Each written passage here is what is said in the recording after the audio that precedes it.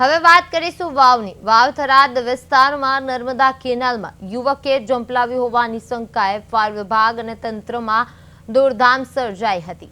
Tharad fire ટીમે વાવ પુલથી ધીમા પુલ વચ્ચે 4 કલાકથી વધુ સમય સુધી કેનાલમાં સઘન શોધખોળ હાથ ધરી હતી।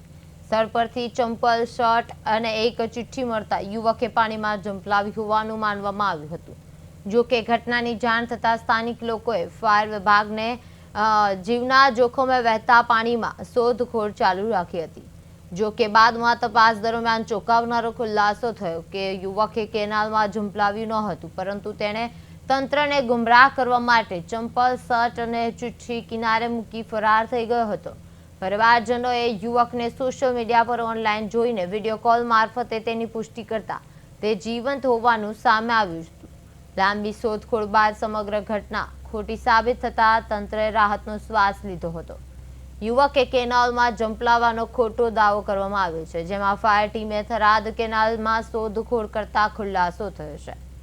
યુવકે ગુમરાહ કર્યો છે અને 4 કલાક સુધી યુવકની શોધખોળ પણ કરવામાં આવી હતી, જે બાદ કેનાલમાં ઝંપલાવ્યા હોવાનો ખોટો દાવો કરવામાં આવ્યો હતો અને યુવક જીવંત હોવાની ખુલાસો થયો છે।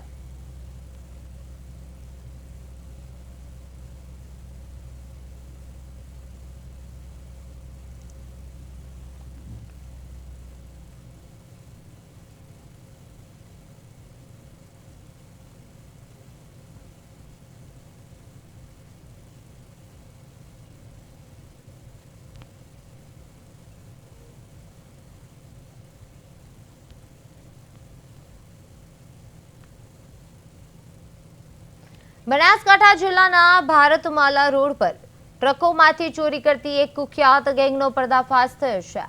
વાવ અને સુઈગામ પોલીસ સ્ટેશનમાં નોંધાયેલા ચોરીના 2 ગુનાઓનો ગણતરીના દિવસોમાં ભેદ ઉકેલીને જિલ્લા એલસીબી અને સ્થાનિક પોલીસે મોટી કાર્યવાહી કરી છે। આ કાર્યવાહી દરમિયાન ટોળકીના 3 આરોપીઓને ઝડપી પાડવામાં આવ્યા છે, જેઓ પાટણ જિલ્લાના સાંતલપુર અને સમી વિસ્તારના રહેવાસી હોવાનું પણ સામે આવ્યું છે। પોલીસે તેમની પાસેથી કુલ રૂપિયા 4.17 લાખનો મુદ્દામાલ કબજે કર્યો છે અને જેમાં 451 સોયાબીન તેલની બોટલ અને 175 કિલો ચોખાના ગુનામાં વપરાયેલ ઇસુઝુ પિકઅપ ડાલુ અને 3 મોબાઈલ ફોનનો સમાવેશ થાય છે। પોલીસ તપાસમાં આરોપીઓ સામે અન્ય જિલ્લાઓમાં પણ ગુનાઓ નોંધાયેલા હોવાનું બહાર આવ્યું છે। ટ્રકોમાંથી ચોરી કરતી ગેંગ ઝડપાઈ છે, જેમાં ભારતમાલા રોડ પરની ટ્રકોને નિશાન બનાવી હતી। તેલ, ચોખા અને પિકઅપ વાન જપ્ત કરવામાં આવ્યા છે, જેમ 4 લાખ રૂપિયાની વધુ કિંમતનો મુદ્દામાલ જપ્ત કરવામાં આવ્યો છે અને 3 આરોપીની ધરપકડ પણ કરવામાં આવી છે।